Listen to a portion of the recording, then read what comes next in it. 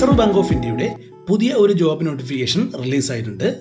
Officers in grade B എന്ന തസ്തികയിലേക്കാണ് പുതിയ ജോബ് നോട്ടിഫിക്കേഷൻ വന്നിരിക്കുന്നത്.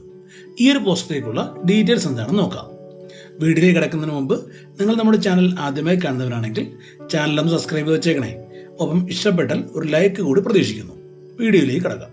ഓഫീസേഴ്സ് ഇൻ ഗ്രേഡ് ബി എന്ന തസ്തികയിലേക്കാണ് പുതിയ ജോബ് നോട്ടിഫിക്കേഷൻ വന്നിരിക്കുന്നത്. അപേക്ഷ ആരംഭിച്ചത് 2024 ജൂലൈ 25-നും അവസാനിക്കുന്നത് ഓഗസ്റ്റ് 16-നുമാണ്.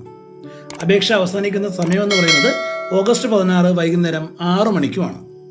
അപേക്ഷയുടെ ഓൺലൈൻ എക്സാമിനേഷന്റെ ഫേസ് 1 ഡേറ്റ് പറഞ്ഞിരിക്കുന്നത് സെപ്റ്റംബർ 8, 2024-ഉം ഫേസ് 2 എക്സാമിനേഷൻ പറഞ്ഞിരിക്കുന്നത് ഒക്ടോബർ 19, 2024-മാണ്.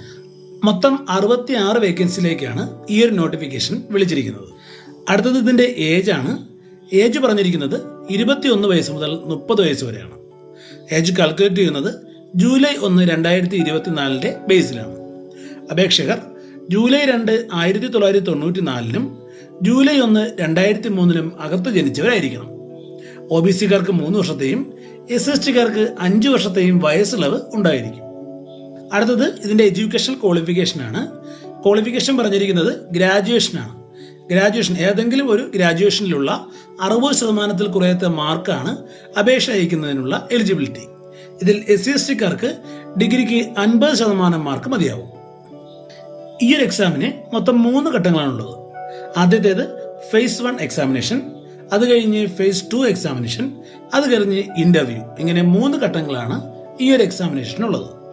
ഇതിന്റെ ആപ്ലിക്കേഷൻ ഫീസ് വരുന്നത് 850 പ്ലസ് 18% GST-യുമാണ്. അതായത് മൊത്തം 1003 രൂപയാണ് ഈ ഒരു അപേക്ഷ അയക്കുന്നതിനുള്ള അപേക്ഷാ ഫീസ്.